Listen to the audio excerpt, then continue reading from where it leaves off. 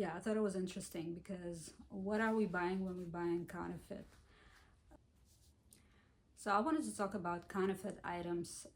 I just watched a video by Caitlin Pawlowski, and she was talking about how this market is booming and how even celebrities and influencers are buying counterfeit items and flaunting them on the internet. I thought it was very interesting, and I mean, it's not that I was not aware of this. I just didn't get into it enough because what are we buying when we buy in counterfeit? We buying the idea, right? The illusion that we can afford something that we actually can't afford. So you're going around telling other people that you have achieved a higher status than you actually have. Like, while at home you maybe barely making rent or something like that. I mean, I'm exaggerating a little bit, and it's different for everyone, and I may not understand all the reasons why people do that, but I'm just going off the principle that brands have this image, and they create a certain, they give a certain message. You know, as a linguist, and I am a linguist, I teach a language, you have this concept of the signifier and the signified. And the signifier is basically the name for something, and the signified is the thing that you're naming. So let's say apple is the name of it, and what apple means is the fruit that you eat. And so when I say apple, then in your mind you have the fruit.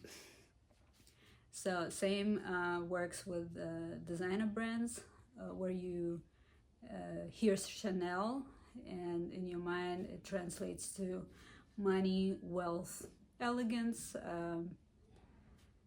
history, whatever. Maybe some negative things, but it's just a few examples that you might associate with this word, basically, yeah? And the word is a sign. So then you buy signs that are not real signs, basically counterfeit items. They look like the real deal, but they're not really the real deal, because you want to convey something to, you want to convey this message to other people. But why would you want to do that? Why do you think that it's necessary to have them to convey certain value? I mean, sure, it's true. People judge other people by the way they look, especially when they don't know them. But first of all, you could still look good without having a certain logo on. This day and age, it's even considered a little tacky, at least by some, when you have too many logos. Quite luxury aesthetic that's been popular for the past few years. And it's probably for a reason. Maybe it's exactly because of that, because, you know, the logos shouldn't define, you know, how people feel about themselves. And maybe it's also because people demand a little more quality standards from the brand, so they say you're making it too easy on yourself. You plaster logos all over your items, but you're not really trying anymore to create new designs, or the quality is not what it used to be, and stuff like that. So there's a lot going on with the no logo aesthetic.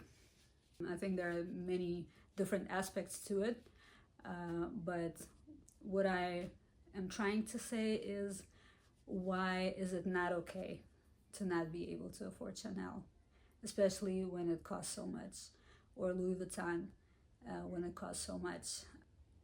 I made a short, I think yesterday or just the day before yesterday, talking about how Dua Lipa is on the Chanel ad for this Chanel 25 bag. That is, I looked it up, it costs $6,900 pre-tax, so you do the math.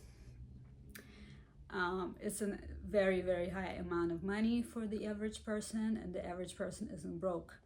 But like, my point was, like, why would you have Dua Lipa on an ad? Like, is it even ethical marketing? Because isn't her target audience people where only a small percentage of those people can afford Chanel, or like could easily afford $6,900 like without breaking their bank? No, the answer is no, and we all know it. So like, I think it's an ethical question. Same thing, Louis Vuitton also has Zendaya on their ad, and that's also like an ethical question.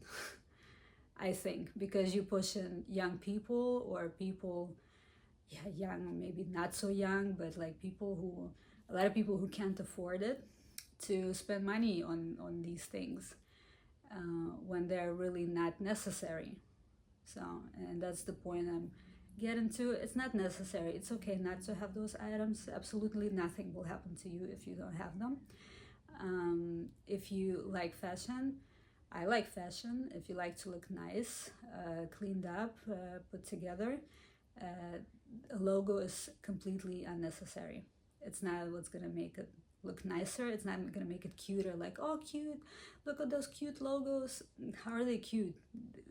You only think they're cute because that's the signifier. Remember what I was saying about the words and their meaning?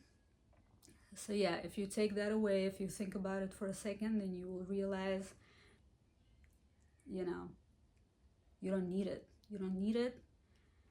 It's okay to have it. I'm not bashing design items at all. I'm just advocating that people should be more responsible and mindful, and realize that it's actually not that important.